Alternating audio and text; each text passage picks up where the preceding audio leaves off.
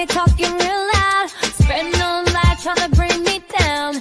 Enemies lurking, but I won't back away. Got a vision in my mind, I'm here to stay. Got my crew beside me, we rise like a tide. When the storm gets rough, we ain't gonna hide. Popping till it's swilling, but it won't touch me. Only love around, that's how it's gonna be. Keep moving forward, never looking back. The truth's in the power, it's an unstoppable track. In the city lights where dreams collide, we hustle through the night, fire in our stride. Whispers in the dark can't dim my glow. With rhythm in my soul, I'm ready for the show. We break the chains, rewrite the rules in this concrete jungle where nobody's fools. Unity sings louder than the lies they scheme. In the heart of the struggle, we dare to dream. Keep moving forward, never looking back. The truth's in the power, it's an unstoppable track. Another Queen Ahmadiyyah production. Haze on the corner, they talking real loud. Spreading no lie, trying to bring me down. Enemies lurking, but I won't back away. Got a vision in my mind, I'm here to stay. Got my crew beside me, we rise like a tide. When the storm gets rough, we ain't gonna hide. Popping till it's swilling, but it won't touch me. Only love around, that's how it's gonna be. Keep moving forward, never looking back. The truth's in the power, it's an unstoppable track. In the city lights where dreams collide, we hustle through the night, fire in our stride. Whispers in the dark can't dim my glow. With rhythm in my soul, I'm ready for the show. We break the chains, rewrite the rules in this concrete jungle where nobody's fools. Unity sings louder than the lies they scheme. In the heart of the struggle, we dare to dream. Keep moving forward, never looking back. The truth's in the power, it's an unstoppable track. Haze on the corner, they talking real loud. Spreading no lie, trying to bring me down. Enemies lurking, but I won't back away. Got a vision in my mind, I'm here to stay. Got my crew beside me, we rise like a tide. When the storm gets rough, we ain't gonna hide. Popping till it's swilling, but it won't touch me. Only love around, that's how it's gonna be. Keep moving forward, never looking back. The truth's in the power, it's an unstoppable track. In the city lights where dreams collide, we hustle through the night, fire in our stride. Whispers in the dark can't dim my glow. With rhythm in my soul, I'm ready for the show. We break the chains, rewrite the rules in this concrete jungle where nobody's fools. Unity sings louder than the lies they scheme. In the heart of the struggle, we dare to dream.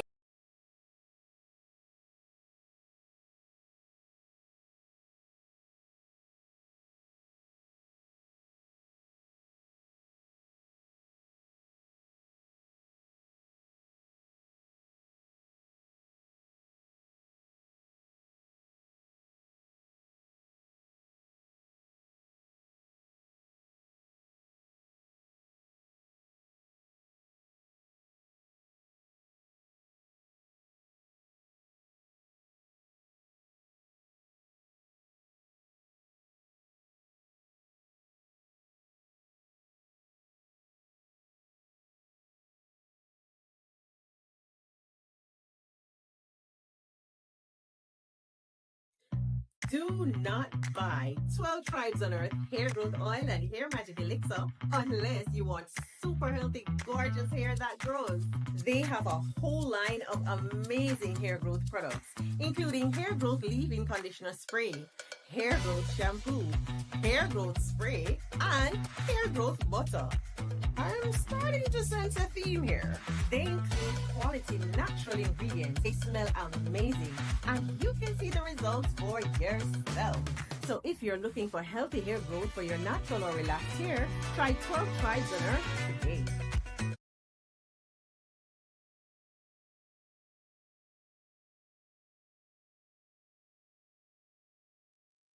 Okay, so don't forget, let me ask you all something. You know what? I was just about to ask, could you all hear me? You all said you all couldn't hear me. I do apologize. You all couldn't hear me because I forgot to add myself to the stream. I forgot to add myself to the stream. So anyway, let me say my little whole spiel over again. Thanks everyone for tuning in once again to the original Queen Ahmadiyyah Shakur show. I'm your host, Queen Ahmadiyyah Shakur, and this is your Sunday Vitamin. So as you're coming in, please feel free to go ahead and subscribe to the channel if you haven't done so already. Be sure to click that notification bell and click the word all so you're notified each time the Queen Goddess goes live. Honey, I'm sitting here multitasking and forgot to add the most important segment the most important item to the screen, which is me. Okay, so that all being said, don't forget you can purchase 12 Tribes hair oil at Etsy.com. Just look for Lisa Crafts. You can also find it at Walmart.com, and she sells beard oil. Okay, so since today is Sunday, for those of you who have memberships, don't forget that it's True Crime Sundays. I will be doing a true crime broadcast for members only, okay, later today.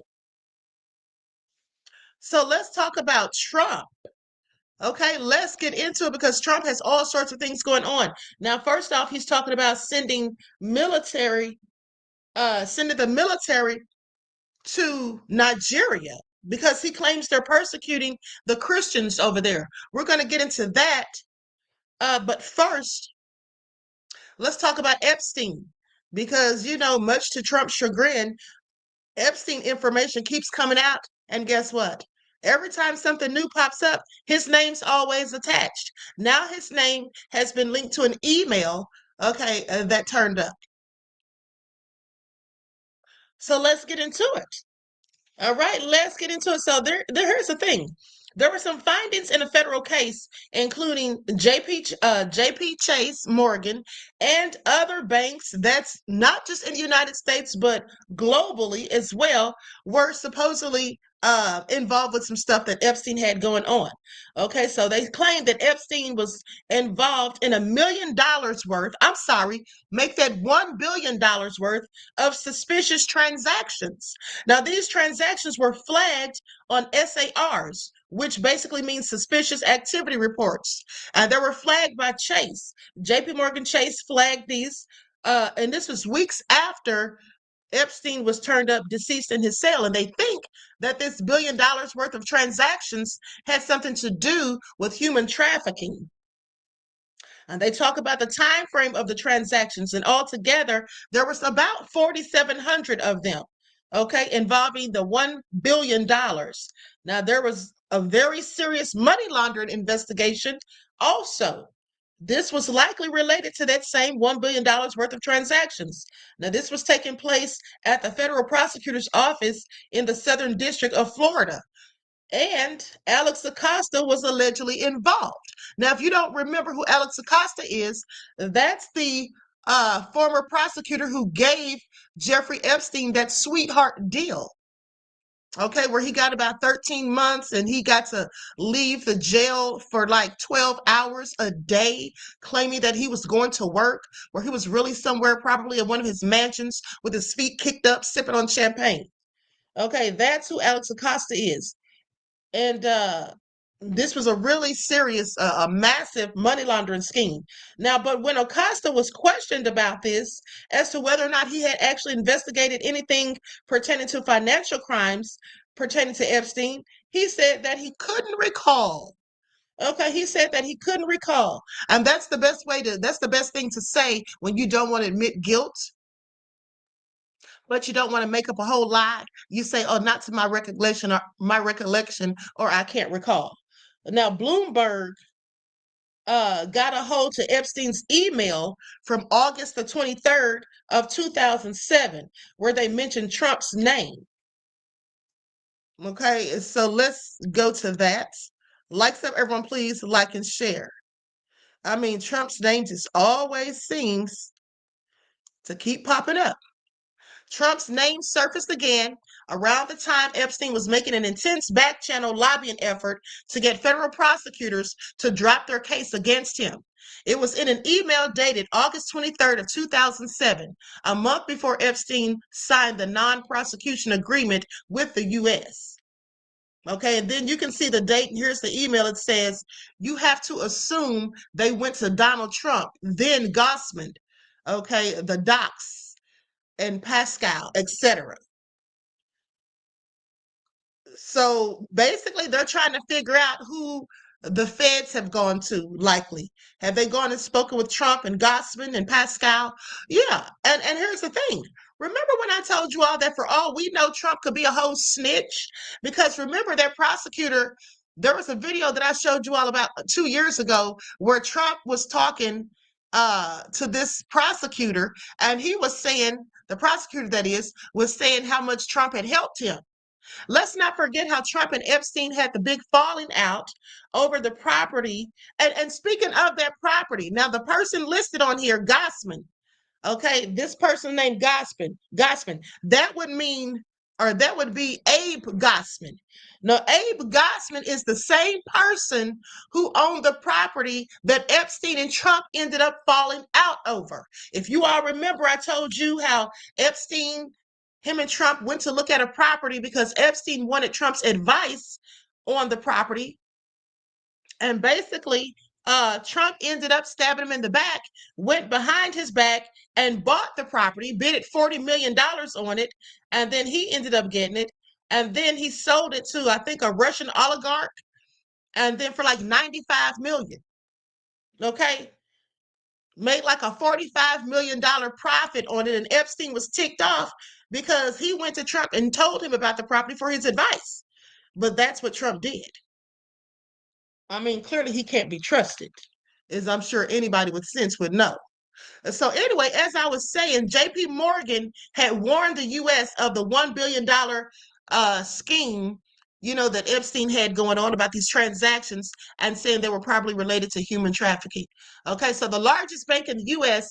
filed a suspicious activity report known as a SAR, S-A-R, in 2019, just weeks after Epstein was found dead in a New York jail cell, about transactions linked to the PDF file financier and prominent business figures. It also flagged wire transfers made by Epstein to Russian banks. So JP Morgan's report said it had flagged about 4,700 transactions, totaling more than $1 billion, that were potentially related to reports of human trafficking involving Epstein. Now, the report filed during the last Trump administration also flagged sensitivities around Epstein's relationships with 2 U.S. presidents. The report was included in a release of previously sealed court records that were made public on Thursday after requests from the New York Times and the Wall Street Journal. Now, the documents included other SARs and that's, of course, the reports that JP Morgan filed in the years before Epstein's 2019 arrest around large cash withdrawals. Okay, and that was reported by the New York Times. Now, the 2019 report did not detail the nature of those transactions or why they were suspicious, but it identified transactions with Leon Black, the co-founder of the private equity firm Apollo Global Management, who left the company in 2021, the hedge fund manager Glenn Dubin, the lawyer Alan Dershowitz. How many times do we keep hearing Dershowitz's name? Remember, he was Epstein's attorney. The trust controlled by the retail tycoon Leslie Wexner. Leslie Wexner, again, is the man who owned the Gap and the Limited and Bath and Body Works, if I'm not mistaken. And I do believe that he was Epstein's lover. Now, no one's ever really just come out and said that, but that's what I think. Okay, and let's not forget that he accused Epstein of stealing about $40 million from him. So the report identified $65 million of wire transfers from the mid-2000s that appeared to move between multiple banks linked to Wexner's trust, but it did not provide details about the transactions involving Black, Dubin, or Dershowitz. None of the individuals named in the report have been charged with crimes in relation to Epstein. Now, JP Morgan's 15-year relationship with Epstein, a convicted ex-offender, has become a source of major legal and political scrutiny. The unsealed documents were part of a 2023 litigation filed by the U.S. Virgin Islands, where Epstein owned a private island and conducted most of his financial affairs, and on behalf of his victims. JP Morgan settled the cases without admitting liability. Patricia Wexler, a spokesperson for JP Morgan, said the release of the SARs showed that the bank had alerted regulators about Epstein. She says, the SARs do confirm what's been inferred all along. The bank filed SARs about Epstein early on, and specifically when it exited Epstein from the bank in 2013, and repeatedly between 2013 and 2019 as required. It does not appear that anyone in the government or law enforcement acted on those SARS for years. Now, Devin Spurgeon, a spokesperson for Dubin, said the transactions in question were unrelated to Epstein's crimes. And Dershowitz, who was one of Epstein's lawyers, said the only funds he received from Epstein were payments for legal services, and that's according to the New York Times. They said a representative for Black did not want to comment, and neither did Wexner. Okay, so do you all hear this? This is just all so nefarious. At the end of the day, ties to Wall Street, these big banks, and all of these things, and Trump's name still popping up. And that's why he desperately wants us to forget about it. And here's the thing, as I was saying previously, I just wonder if Trump went and snitched, okay, on Epstein, if he was the one that put them up to what Epstein was doing so that his name wouldn't get called when it all went down. I wonder if that's what Trump did, because I don't put anything past him, and neither should any of us. But I find it interesting because, like I said, that guy said Trump was one of the main people helping him, but we all know that Trump was down with Epstein. We all know that he was for at least a decade. So why was he so willing to help? Probably so he wouldn't get in any trouble or get his name called out in the stuff that was going on. That's just what I think. And not to mention, I'm sure Jeffrey Epstein made a big deal out of it when they fell out about that property. Especially seeing as how Trump made a whole $45 million profit off of it. Okay? D. Major said JP Morgan literally writing checks for the U.S. government. Sounds like it. Okay, so anyway, with that all being said, let's continue. Like up, everyone, please. Like and share.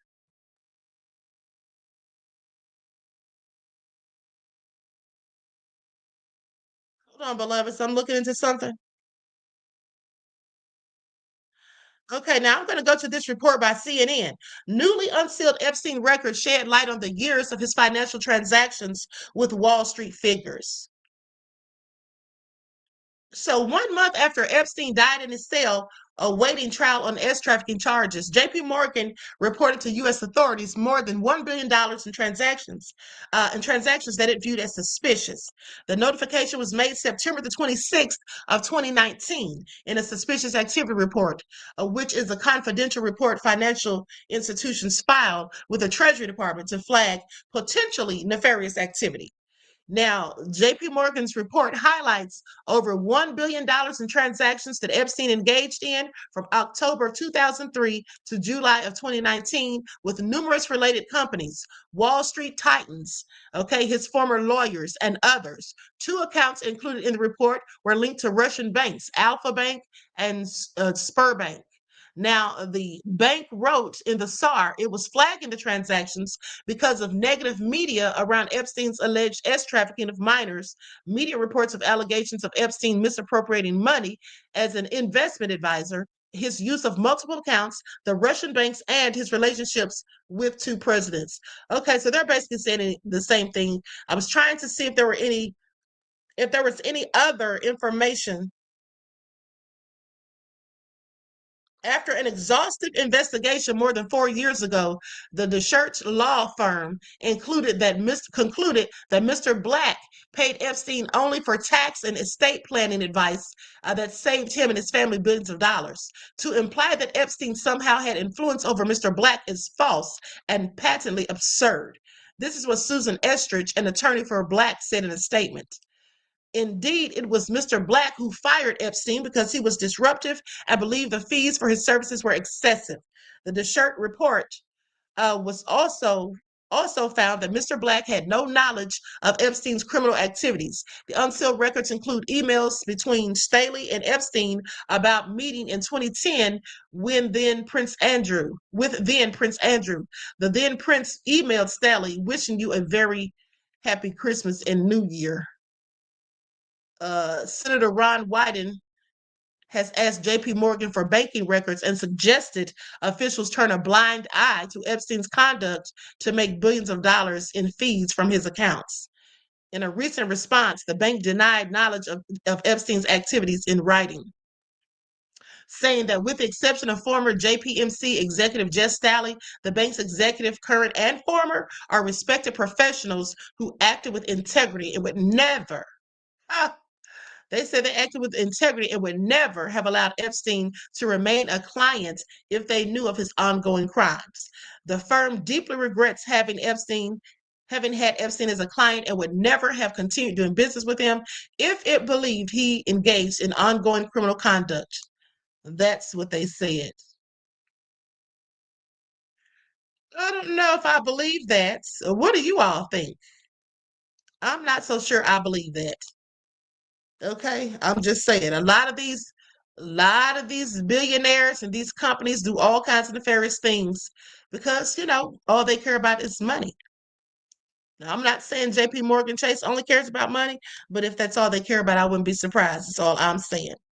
Okay, now let's move on and talk about this whole thing with Trump coming for Nigeria. Because Trump claims that they're over there prosecuting Christians and he's going to do something about it. He tells the military to prepare for action against Islamist militants in Nigeria. So, U.S. President Donald Trump has ordered the military to prepare for action in Nigeria to tackle Islamist militant groups accusing the government of failing to protect Christians.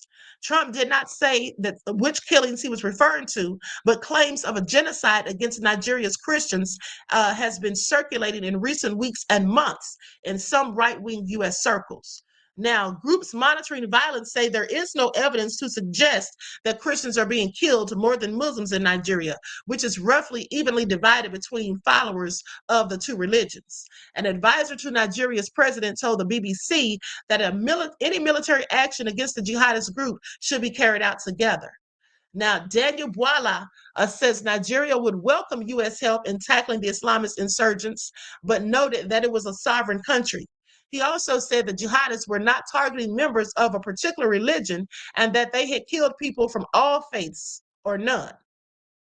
Now, Nigeria's President Bola Tinubu has insisted that there is religious tolerance in the country and said the security challenges were affecting people across faiths and religions.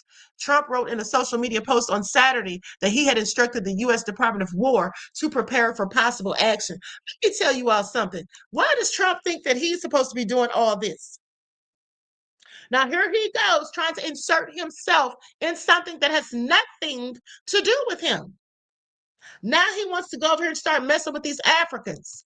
Okay, he needs to mind his own business and get this stuff together over here in this country instead of worrying about what everybody else has going on in theirs. Okay, that's all I'm saying. Okay, that's what he needs to do. But anyway, he warned that he might send the military into Nigeria, guns ablazing, he said. What does he think this is? Shootouts at the OK Corral? Okay, what is this, Cowboys and Indians? Do y'all hear this? Fool talking about he may send the military to Nigeria, guns ablazing. Unless the Nigerian government intervened and said that all aid to what he called the now disgraced country would be cut. No, he didn't call them the now disgraced country. I'm sorry. Do you all know who the now disgraced country is? Oh, I'm so glad you asked. It's the United States. It's us. We're the now disgraced country, thanks to Trump. I mean, the nerve of him. Trump then went on to say, if we attack, it will be fast, vicious, and sweet, just like the terrorist thugs attacked our cherished Christians. Not cherished Christians, knowing darn well he don't care nothing about those Africans over there, Christians or otherwise. Do y'all hear this foolishness?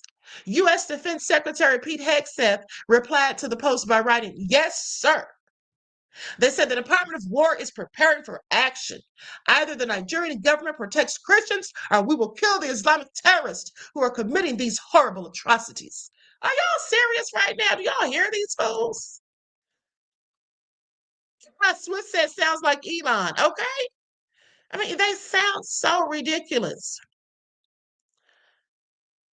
Guns blazing. Now, Mr. Bwala, who said he was a Christian pastor, told the BBC's NewsHour program that Trump had a unique way of communicating and that Nigeria was not taking his words literally. Y'all better, because he's absolutely crazy. See, they think they can't take it literally because it sounds so foolish, ridiculous, and outlandish and nonsensical. But Trump is obtuse. So you can absolutely take him at his word and take him serious, sir. This is not a game for him. Okay? He's a clown in his own circus in real life. They said, we know the heart and intent of Trump is to help us fight insecurity.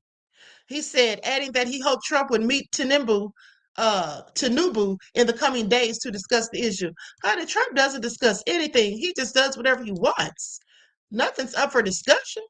Are these people serious? Honey, they don't know who they're dealing with. They don't even have a clue, sadly for them. Okay, do y'all hear this? D Major, look at Jervis laughing. D Major said Africa better tell Trump to hit the road, Jack, and don't come back. Okay, talking about they would be thrilled for him to help. This is all crazy, but let me continue. So, in other news, well, actually, the same news, but this is a report from Al Jazeera. Nigeria welcomes U.S. assistance to fight terrorism after Trump's threats.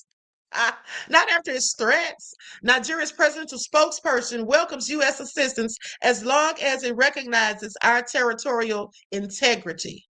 Oh, Trump doesn't know anything about integrity, his or anyone else's. That's facts. So they go on to say that in a social media post on Saturday, Trump said that he had asked the Department of Defense to prepare for possible fast military action in Nigeria if Africa's most populous country if they fail to crack down on the killing of Christians. Now, mind you, people are saying that that's not even going on. Okay, just keep that in mind. A spokesperson for Nigeria's presidency, Daniel Bwala, told the Reuters news agency on Sunday that the country would welcome U.S. assistance as long as it recognizes our territorial integrity. I am sure by the time these two leaders meet and sit, there will be better outcomes in our joint resolve to fight terrorism, he said. Now, in his post, Trump said the U.S. would immediately cut off all assistance to the country if the Nigerian government continues to allow the killing of Christians. Him and his threats.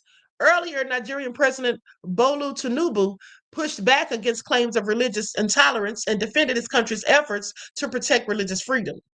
Since 2023, our administration has maintained an open and active engagement with Christian and Muslim leaders alike and continues to address security challenges which affect citizens across faiths and religions.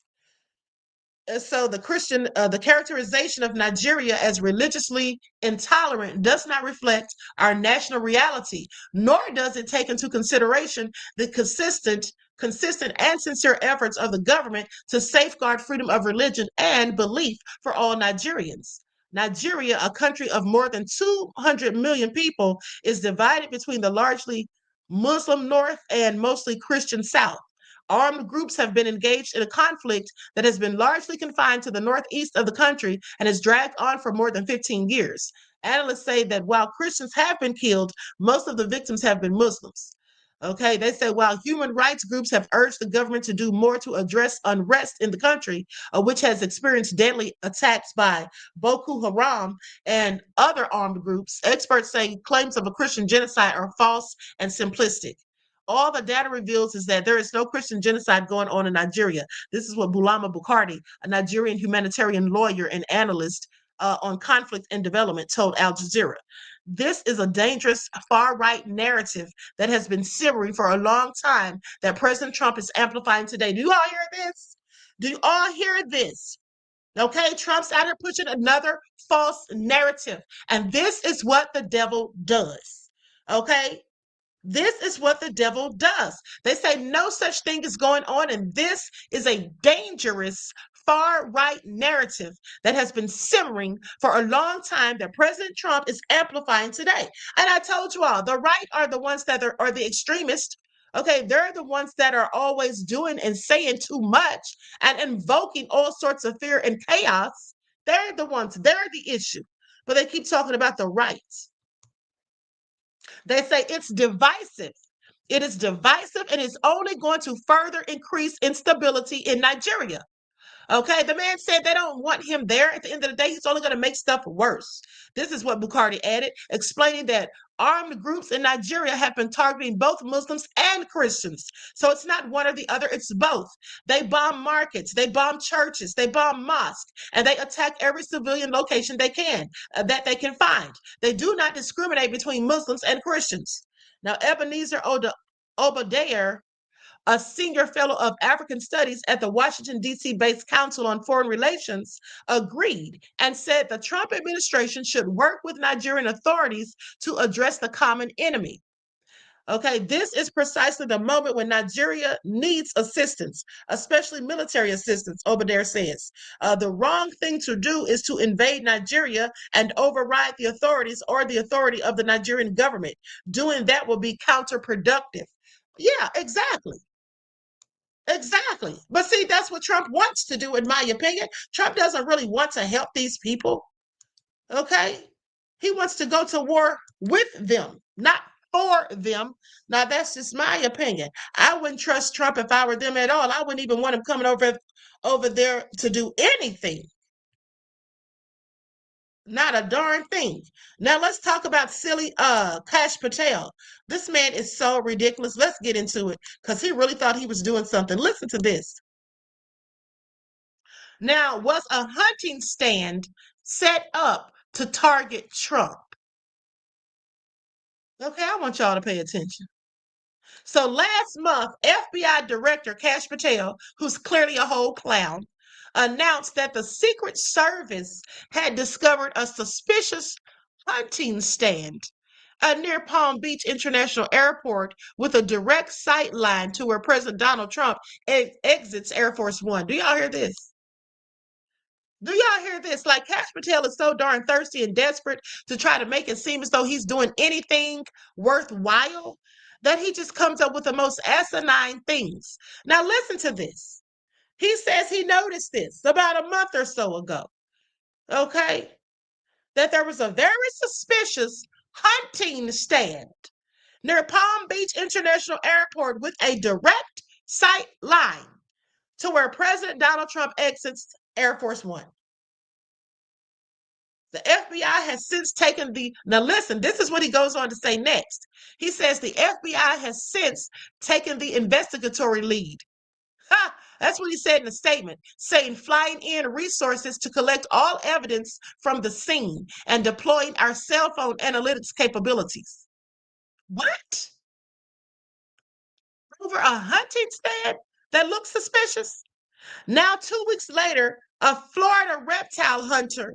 Now, I want you all to pay attention because this is Kash Patel, the United States FBI director, who felt like this was a threat or something that they were setting up to harm Trump. But then you have a man who's a Florida reptile hunter who calls himself by the name of Python Cowboy, said he's convinced the FBI is barking up the wrong tree. So clearly, he thinks he has more sense than Kash Patel, and he likely does. Mike Kimmel, owner of the Martin County Trapping and Wildlife Rescue, told NBC News that the elevated stand that Kash Patel is so worried about, concerned about, and thinks is clearly suspicious, and has a one-sight line to Donald Trump exiting Air Force One, that one. Yeah, he said that elevated stand has been there for years. And the only mystery is whether it was set up by a hunter, birder, or a wildlife photographer.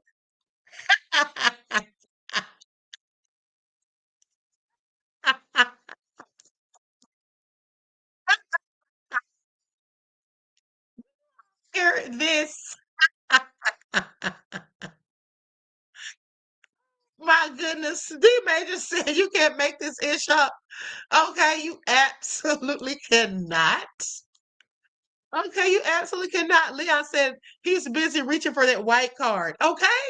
I mean, it's the desperation of it all for me. Now, this is the FBI director. This man who's running one of the most significant organizations in the country. Only for a man who calls himself Python Cowboy. Let me just show you all who Python Cowboy is, just for kicks and giggles, clearly. I find this all so interesting. That's him right there. This man right here has more sense than Cash Patel. This man right here holding this big ass snake has more sense than Cash Patel. Don't y'all find it interesting? Because I surely do. No, he didn't. But let's continue. So he goes on to say that the only mystery is whether it was set up by a hunter, a birder, or wildlife photographer. When we had first seen it, Joe Biden was president, he says. And it looked old and dilapidated at the time. It never gave like a suspicious vibe. Now, a professional trapper for over a decade, Kimmel operates across southern Florida, removing invasive species like Burmese pythons, green iguanas, and furrow hogs. He also guides hunting trips with the help of his specially trained dogs, Trouble, Rooster, and Rowdy. Those are their names, amongst others. The waterways surrounding the Palm Beach airport are well known to Kimmel. They are prime spots for hunting iguanas. So I just want you all to pay attention. This man had the wherewithal that clearly Cash Patel didn't. Kimmel said he first noticed the tree stand identified by Patel a couple of years ago.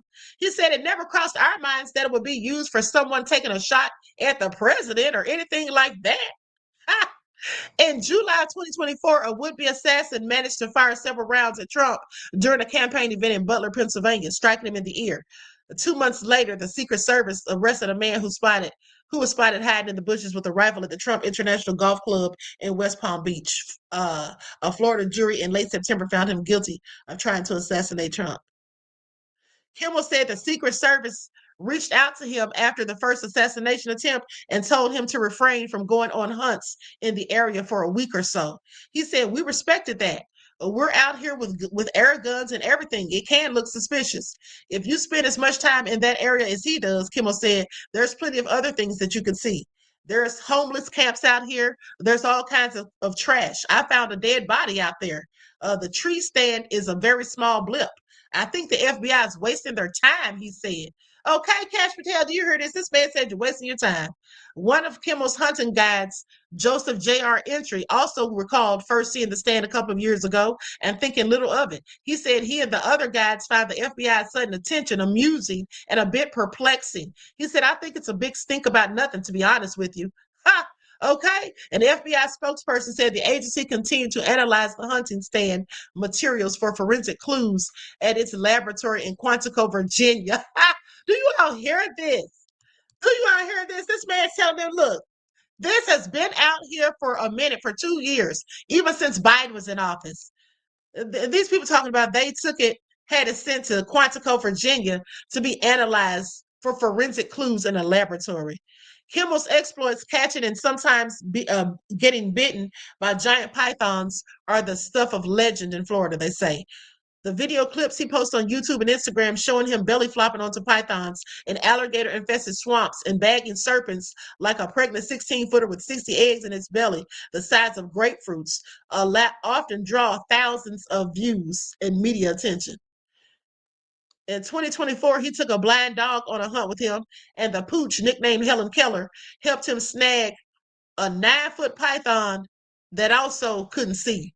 The feature was chronicled in the Miami Herald, which described him as one of Florida's best-known wildlife trackers. 4 years earlier, Kimmel appeared on Joe Rogan's podcast and brought with him the head of a monster snake that nearly got the best of him. He said, "I almost bled out in the middle of the Everglades." This snake, 17 feet 7 inches, 135 pounds at the time. That's about what I weighed. So it was a fair Everglades battle royale. Snake has a huge head. I'm going to show you all the pictures. So anyway, like I said, Cash Patel, he's not qualified for the job. Look how he's making a fool of himself yet again. See that big snake? Oh my God, I don't ever want to see anything like that, honey. This is all nefarious. Look at that huge iguana. Okay, so anyway, with that all being said, now Um, let's talk about Snap. Likes up, everyone, please like and share. Likes up, everyone, please like and share, because here's what they say. They say that the SNAP recipients need to brace for fallout as benefits vanish during the shutdown. This came out yesterday. As SNAP funding stalls during the shutdown, families and food banks from Illinois to Florida brace for growing hunger and uncertainty. Now, they said they're releasing the funds, though.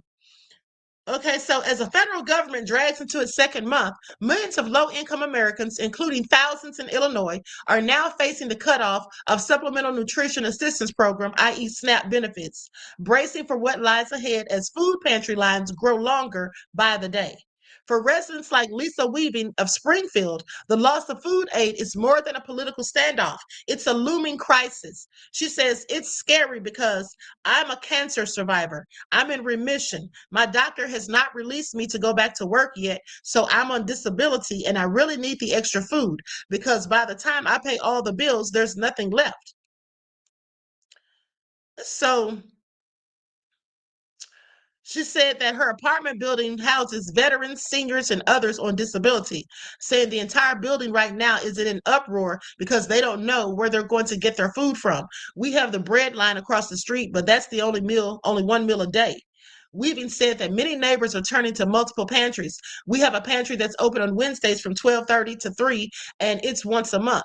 You can get about 10 items per person. If you have children, you can get more. So it's really a help for many, but their food doesn't last an entire month.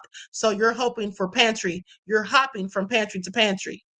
At Washington Street Mission in Springfield, Director Jared Brown said demand in Central Illinois has surged sharply since benefits were frozen.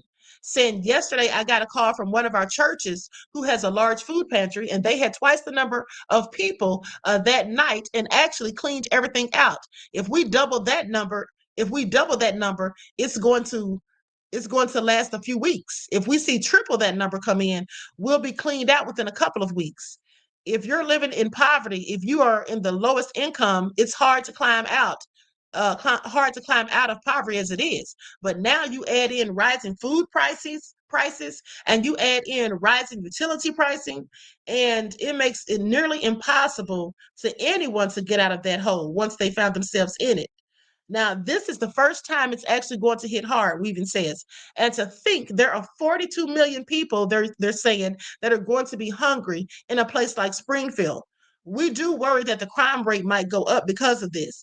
There are able bodies that might be abusing the system, but there are so many that need it, Weaving says. Now, Brown said the greatest impact of the shutdown has been the pause in benefits. The greatest impact that we've had with the budget shutdown is going to be the SNAP benefits being frozen off, he says. My hope is that for a minute, we can set politics aside and think about what's going to take to reopen the government and then address the issues that we're separated on later. But holding individuals who need food assistance hostage for one or two issues, we're holding service personnel hostage for over one or two issues. That's just not acceptable. Brown said that if people want to help, they should start locally, donating food or money directly to community organizations already serving those in need. So Illinois has joined other states in suing the federal government to compel the continuation of SNAP benefits during the shutdown, arguing that state programs can't fill the gap on their own. Okay, so I mean, it's just not getting any better. It is just not getting any better. And this is all thanks to Trump and his foolishness. And so I'm just wondering, when are they going to exactly disperse these benefits? People are supposed to get them. Are they going to get the normal amount that they're supposed to get? Are they going to get less? How's that all going to work out? And you all know that food stamp lady, that food stamp toast lady that everybody's been talking about, she took down that video. They said she got fired, but it looks like people are asking her to do interviews. It looks like she might be on the come up. Okay, looks like she might be on the come up. You know, people like her, they always end up getting rewarded for their nefariousness, just like the lady on the playground who called that little black child with autism the N-word, and she made almost $1 million in donations. So I'm going to go to her video because she's making her rounds, clearly doing interviews. And like I said, she deleted that video, but you know, people already still had it. This message is for all the people that are complaining that they're not getting their food stamps for November. What did you do with October's food stamp money? What'd you do? Did you stock up on pantry items and try to shop smartly? Or did you just go buy a bunch of processed garbage? By the way, you can thank the Democrats for the government being shut down and your benefits not coming through for November. Looks like you're going to be going to the food pantry for your Thanksgiving meal. I know a lot of food pantries hand out turkeys for Thanksgiving. All the sides and trimmings too. Lots of food pantries. You better figure it out. I'm sick of hearing you complain, honestly. You ever have this as a meal? I'm eating peanut butter and butter on toast. It's absolutely delicious. You should try it. And not for nothing, I saw this woman that said she was getting $1,100 a month in food stamps. Do you know how long I could make $1,100 in food stamps last in this house? There's two of us, but I do have my son over every once in a while, or my daughters over once in a while to eat. I feed them too, and we always got food in our house, no matter what. I would take a third job. I have two jobs. I would take a third job if I had to, just to make sure my kids ate. What are you doing for your kids besides coming on the internet and bitching that you don't have any money in your food stamps account?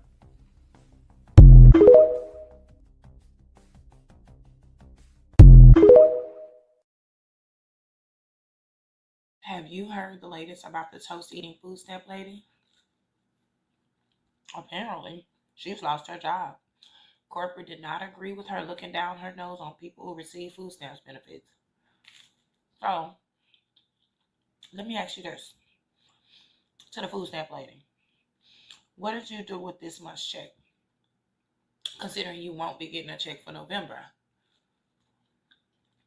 Did you splurge on everyday needs like food, your clothing, your shelter, water, electricity? Or did you save up a little pocket full of sunshine for November? Better yet, what did you do with the other half of that burnt processed toast, peanut butter, and butter that you have? Did you save some for your meal next month? Better yet, let me ask you this. Did you save it for Thanksgiving? Because it looks like you're going to be the one visiting the food pantry, getting the turkey and all the trimmings. And you can thank the Republicans for that. The word of today is humility. Always remain humble. Because if you don't, God will humble you with a quickness. That's it.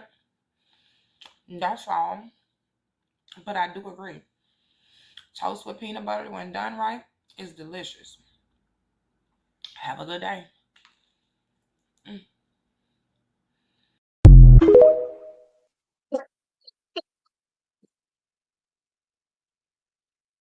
I thought that was hilarious. Okay, and then she's sitting there eating that burnt Irish toast. But hold on. Let's go to a couple more parodies of people clowning her ugly self. Hungry? Well, what'd you do with last month's food stamps, huh? Are you hungry? What happened to the food I gave you yesterday? Oh, trick-or-treaters. You guys got candy last year. Will you go away? I literally gave you attention last week. Yeah, that's right. You need a ride to school? What happened to the last time I gave you a ride to school, huh? You need new clothes? What happened to the clothes you grew out of? Your birthday? I wish you happy birthday last year. Oh, please, sir, I want some more. And what happened to the first bowl of soup you were given? You need a tampon? What happened to the tampon you had last time? A prescription refill? You had your monthly supply last month. Oh, you're hungry? Well, what'd you do with last month's food stamps, huh? Goodness, these people are hilarious. Hold on, there's more. I love it. This is what she gets. Stupid self. Complaining that it's getting cold outside?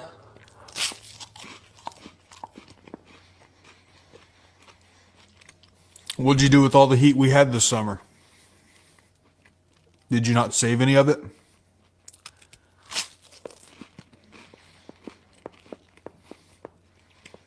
You knew it was going to get cold. By the way, you can thank the Democrats for that. You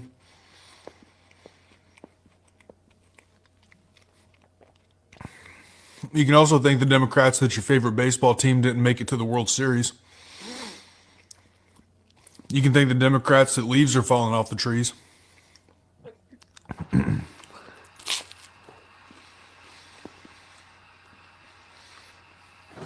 Did you know that?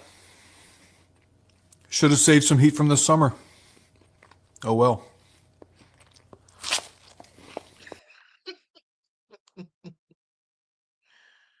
Oh, these people are something else.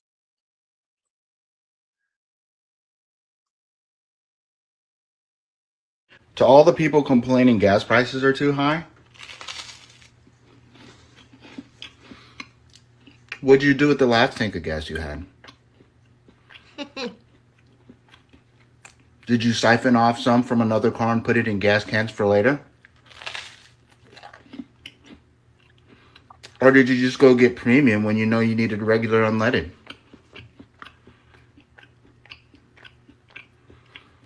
By the way, you can thank the Democrats for these gas prices.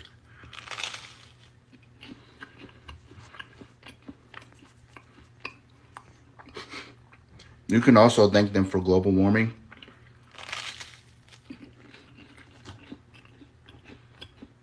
tariffs,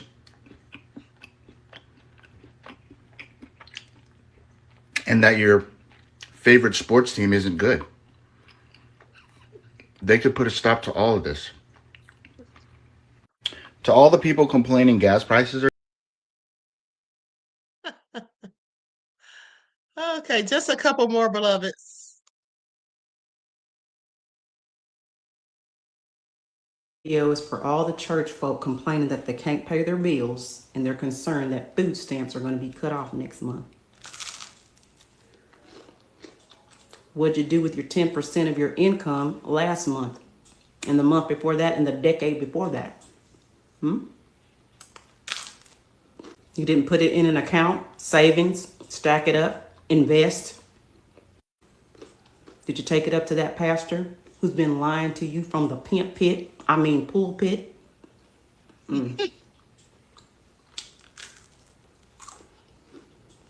Did you stand in a line and get humiliated because you only had $27.50 and he asked you for $27,000.50?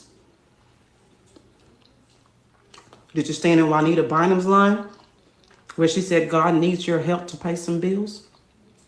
Did you give it to the building fund where your great granddaddy was still paying on that same building? That building's been paid for 4 times already.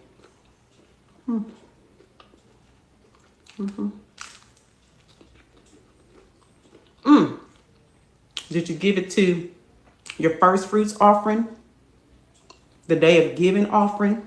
Don't forget the Jesus wept offering. You know who you can blame for this, right? Colonization, programming and conditioning.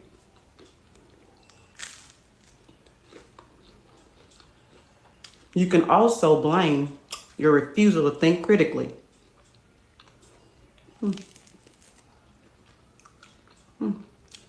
Maybe you should read my book, Empty the Pews, Empty Their Pockets, that's coming out.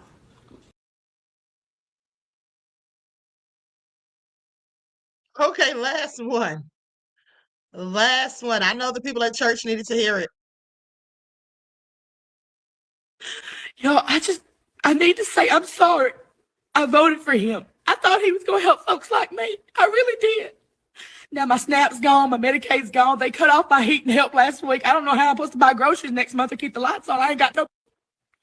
Yo, I need to say I'm sorry.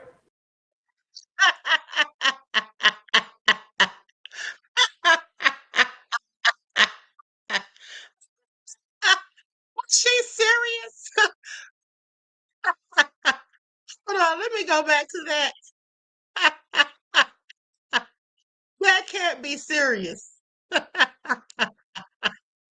really did. Now my SNAP's gone, my Medicaid's gone. They cut off my heat and help last week. I don't know how I'm supposed to buy groceries next month to keep the lights on. I ain't got no. Yo, I need to say I'm sorry. I voted for him. I thought he was going to help folks like me. I really did. Now my SNAP's gone, my Medicaid's gone. They cut off my heat and help last week. I don't know how I'm supposed to buy groceries next month to keep the lights on. I ain't got no.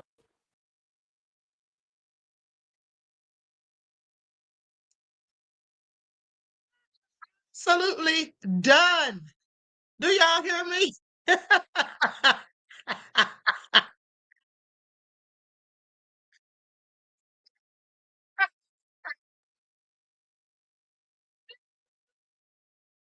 She was talking so fast.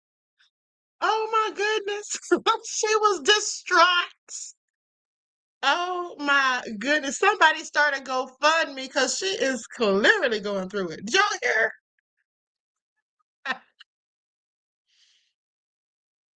I am so done. Our Negroes official said, I'm convinced we all died in 2020, and this is a perpetual hell. We're all having Haley Joel Osment from the Sixth Sense. Haley Joel Osment from the Sixth Sense. I am so done. Our Negroes official said we all died in 2020. Oh my goodness, I am so done. Anthony said they fell for the okie doke. Okay, because what did she even mean when she said, I thought he was going to help people like me? Ah, okay, and isn't that what I told you all? Isn't that what I told you all they thought? They thought it was only going to be bad and miserable for people who look like me and for the immigrants. Isn't that what I told you some people thought? She said, I thought he was going to help people like me. That's what she said. A hot mess. Anyway, let's talk about Diddy. Let's talk about Diddy, beloveds, because Diddy seems to be a hit. Diddy seems to be a hit in prison. Let's get into it. Likes up, everyone, please like and share. And I want you all to remember, I'm going to take you back to a moment in time. I'm going to take you back to a moment in time when I told you all that Diddy may have been getting counseled on how to behave in prison or getting the scoop on what goes down in prison. Do you all remember that video? Hold on. Hold on. Let me see if I can pull this up.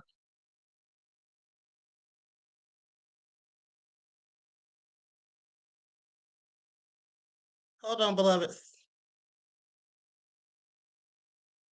I'm trying to cue this video. Okay, there we go. All right, there we go. Okay, so with that all being said, listen. Anthony said G-Dep put him up on game. Okay, now here's the thing. There are some pictures that have been released of Diddy on the yard, and it looks like Diddy's all the rage. Y'all see him there? Congregated, smiling. Looks like everybody's happy to see him. Here's another one. Looks like he's blending in.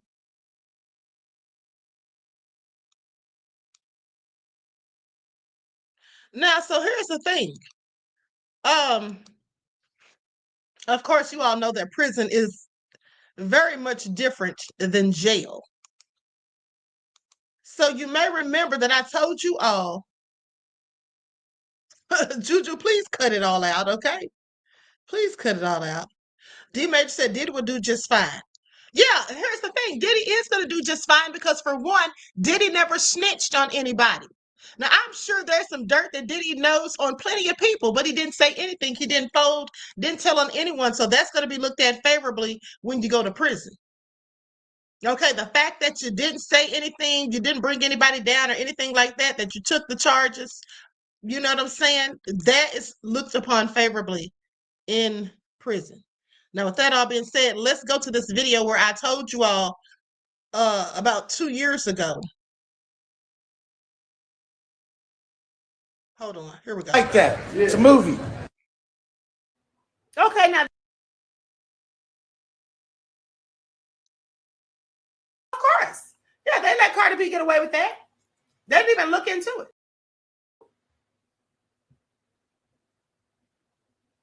Likes up, everyone please like and share. Down here at Pura Vida by my pad, run into the man right here. Love.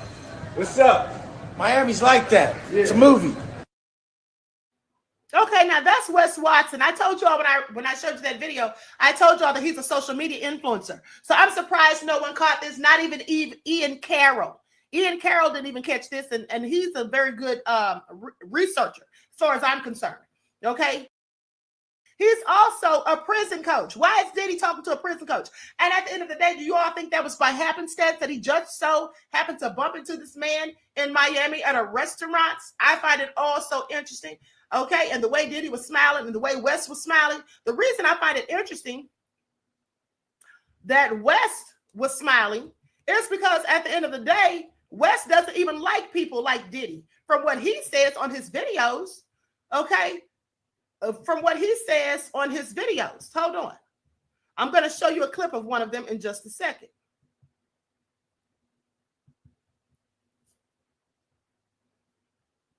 Now, this man went to prison for 10 years, okay? He was sentenced for robbery, assault and battery, and things like that. And he used to sell marijuana, and then he went downhill from there, supposedly. Now, he served about 10 years in the California correctional facility. So once he got out, he was sentenced back in 2010.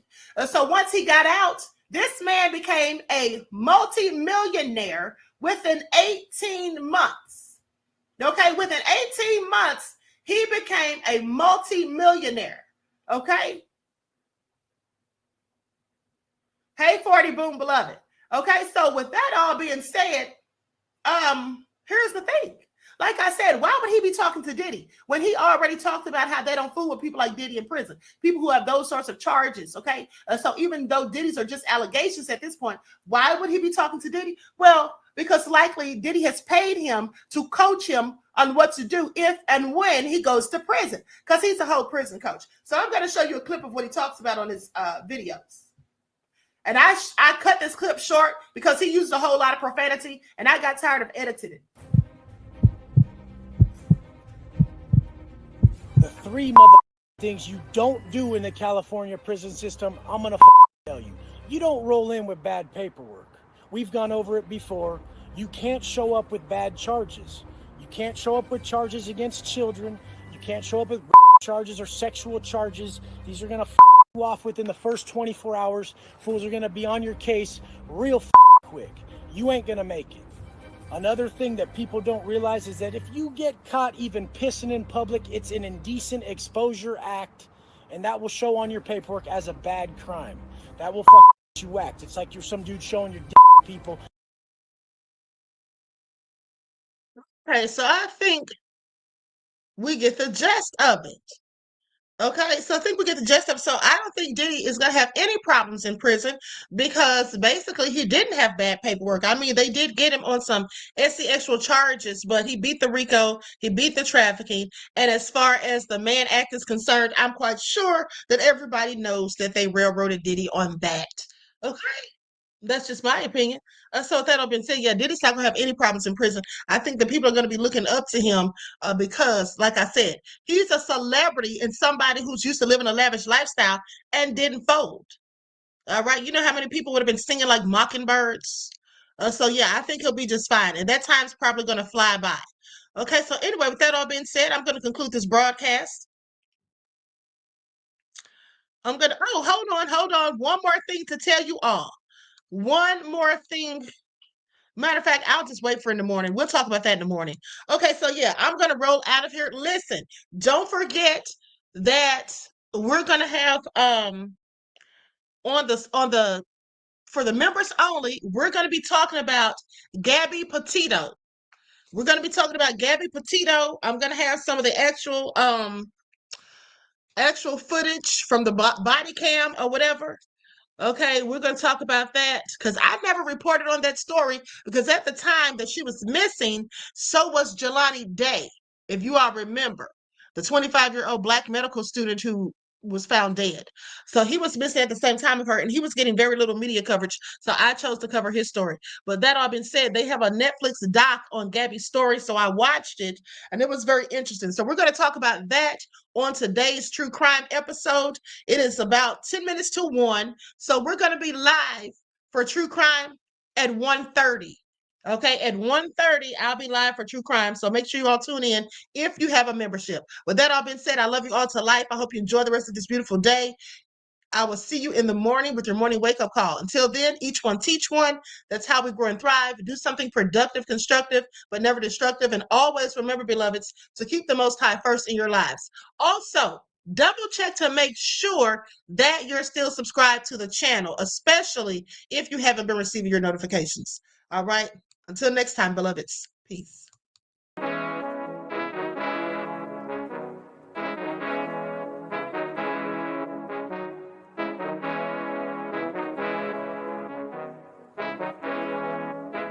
Yo, Nick, hit him with that flavor. Gold all in my skin, God all in my blood. Kings all in my circle, you touch one of mine and you're done. They show no love for the queen, why you hating on me? Is it cause I'm free and I got Malcolm X in my jeans? I got dreams like King Luther, shed blood like Kunta. You ain't helping my people, I ain't got nothing to say to ya. I want all the smoke like hookah. Talking reparations, America won't be great until they give us compensation. I'm like, I'm the hottest right now. That's See right. A bunch of lames out here trying to jock on my style. They be doing too much. I'm the queen, it's too easy. It's like they all at Popeyes, how they be talking so greasy. I just sit back and laugh while these haters get madder. So nefarious how they don't want my pockets with cheddar. I tell them they can do better.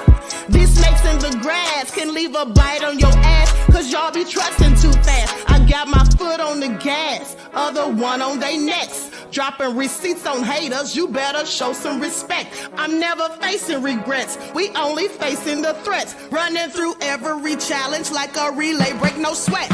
It's a cold game, so I got that blanket with me. Now that my people awaken, ain't no going to sleep. I do not play by my piece, this time I'm playing for keeps. You talking slick, but when I see you like them ends, we gon' meet. And I got gold all in my skin, God all in my blood. Kings all in my circle, you touch one of mine and you done. They show no love for the queen, why they hating on me? Is it cause I'm free and I got Malcolm X in my jeans and I got gold all in my skin, God all in my blood. Kings all in my circle, you touch one of mine and you done. They show no love for the queen, why they hating on me? Is it cause I'm free and I got Malcolm X in my jeans and I got